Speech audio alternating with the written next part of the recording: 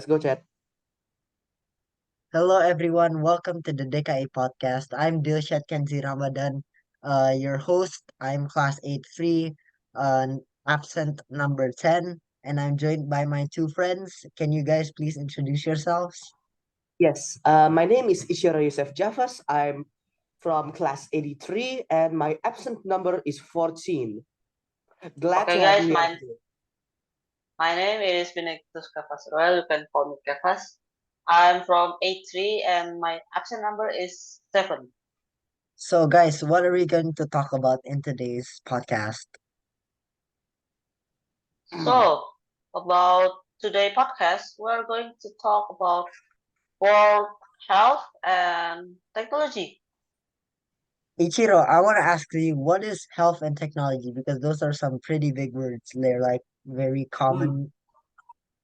I mean, when you ask me, health and technology can be related in some ways because Mm, in because health can be accredited to technology itself. Because without technology, we would not have the invention of vaccines, modern healthcares, cures, much more. As for healthcare, well, there are two types: personal health and also international and national health. For personal health, it includes diets, taking care of oneself, exercising, and much more.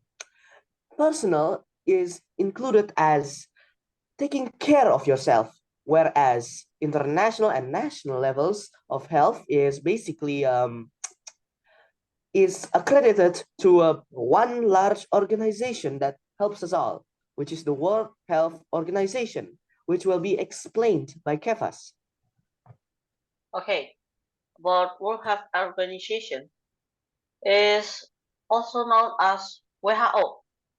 This organization helps the biggest part of our globes, which is health.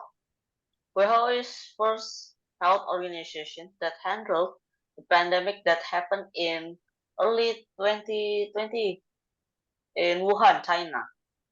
The World Health Organization was established on April 7, 1948.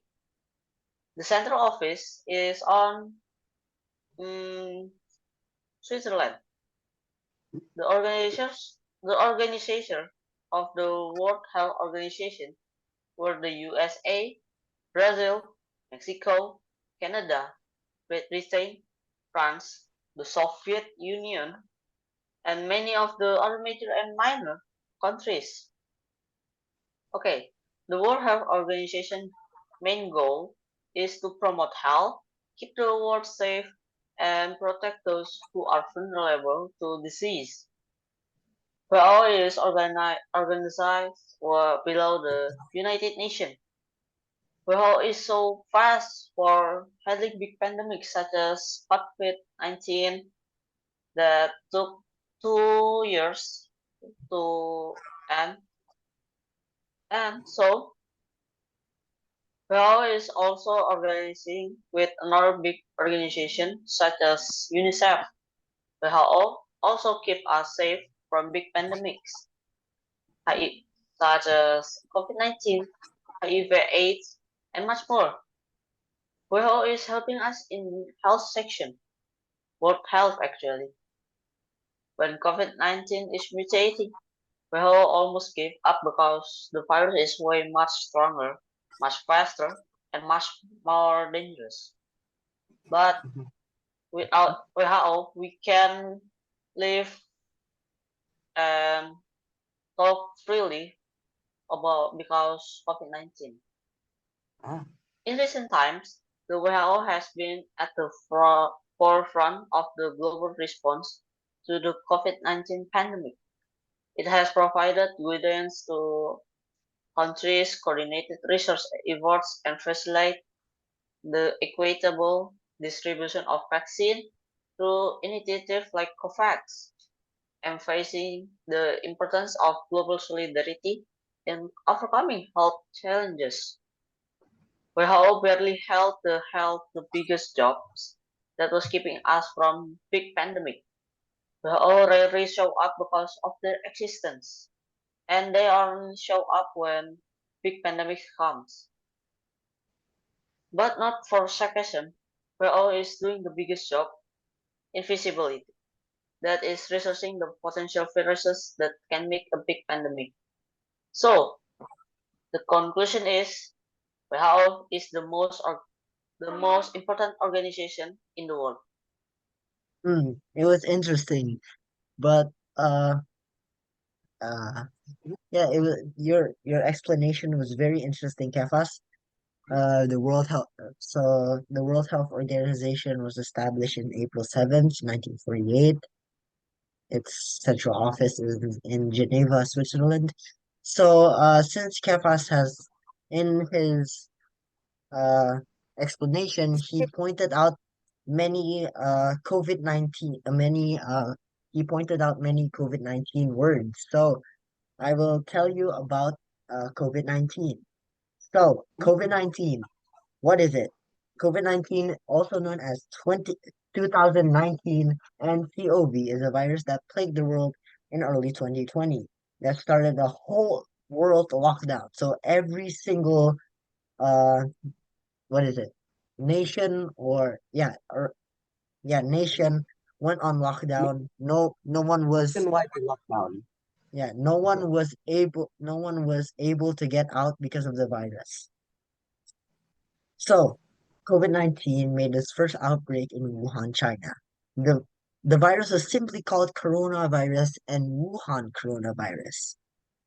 What I know is that the first it was first transferred by bats when they sneezed, and the virus floated its way to the nearest human. The first case of this was linked when people visited the Huanan seafood wholesale market. Then it quickly spread around the world, causing many countries, including Indonesia, to go on lockdown in late March to early April of 2020. It lasted 2 years, 2 whole years, until 2022, when people have been used to the virus. Before this, they had to wear masks to protect themselves from the virus. The mask was either a medical mask, which was a one-use mask, a single-use mask, or a cloth mask, where after you wore it, you can wash it and then you can reuse it again. In December 2020, the Alpha variant was found in the UK as a variant of concern. At the same time, the Beta variant was also found in South Africa. It was the same. It was a variant of concern as well. Then in January 2021, the Gamma variant was found in Brazil. Then continuing a few months from that, the Delta variant was found in India. Then the Omicron variant was found in South Africa. A fun fact, these use the words that they use to name the virus was, I believe, Latin or Greek words. See if people are positive with COVID-19. Medics and doctors do this thing called a PCR test, which doctors and medics use a special stick and not, not they put it into your nose, but they don't shove it in, and then put in like a special place where it will when it's put it in, when they put like the snot of your nose in, it will show a red line. If it shows one line, that means you're safe. You're not positive of COVID. If you are if it shows two lines, however, yeah, you're positive of COVID-19. People who are positive of COVID have to go on self-isolation for, I believe, 2 weeks.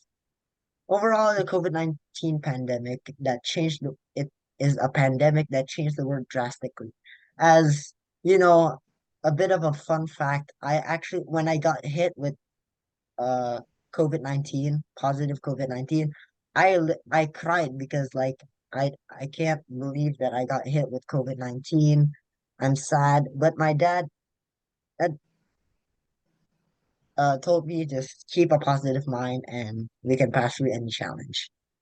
Okay, so after this, you guys, the viewers, you two might have thought, well, how do we stop getting hit with COVID-19? Well, we use this thing called vaccine, which Ichiro will explain. Yes, gladly. I will explain vaccines. So vaccines are something that we have been using for around, I'd say, a century. Well, no, it's actually more than a century. The first ideas of the vaccine came early during the 18th century, during the era of the Black.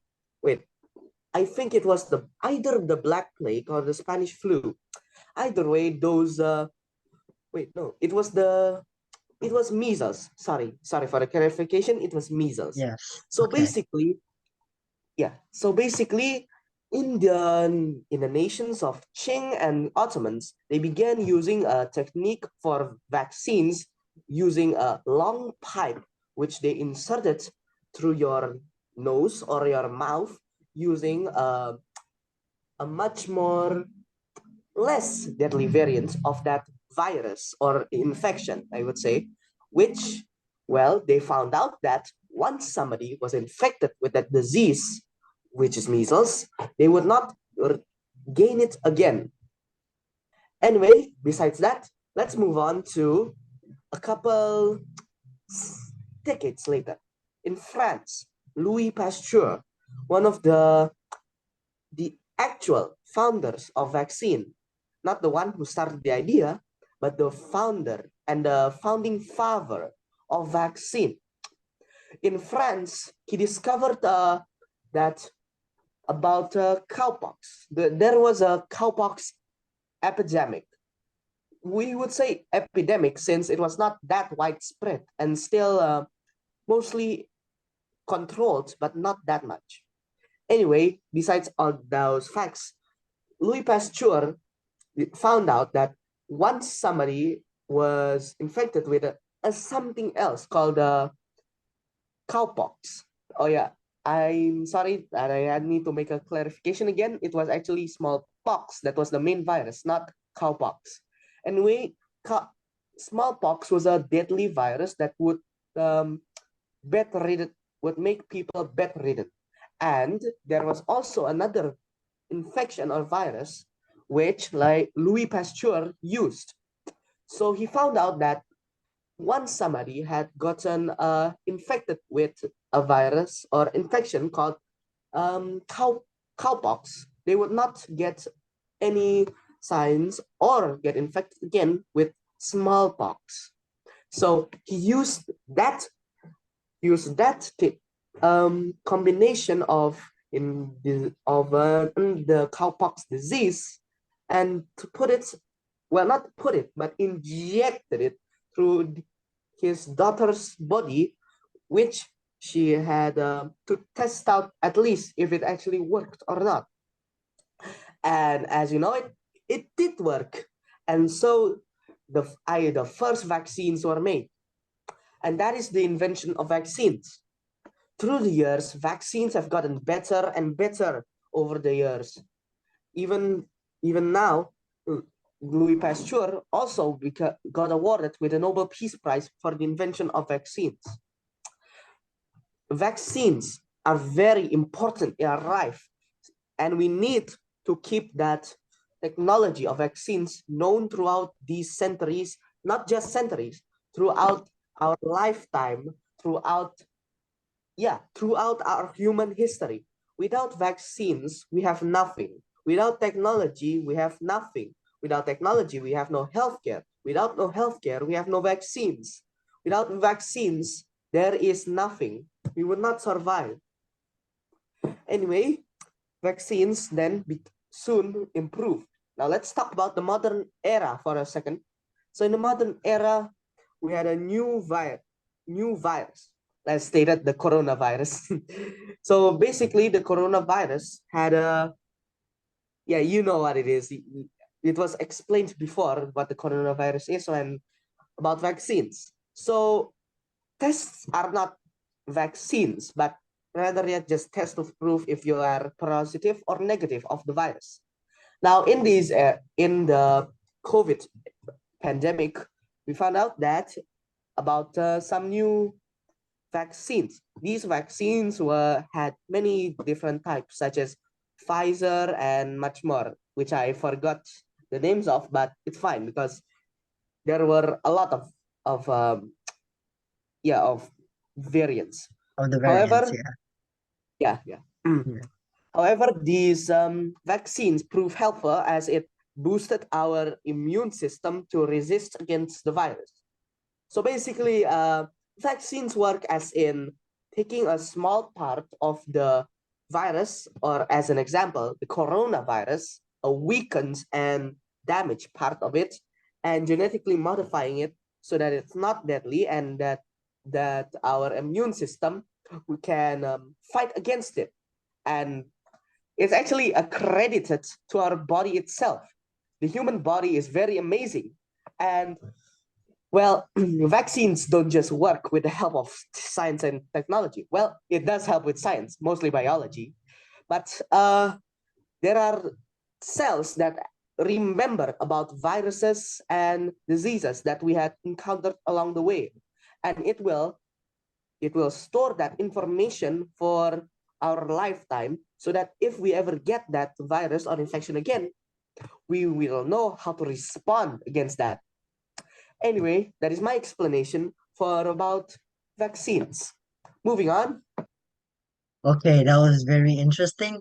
So, like you said, vaccines are made by taking a small part of a damaged virus and genetically making it not deadly so that our body can store the information of what virus came in. They store it, and then when that the same virus came, our body is ready. Am I correct?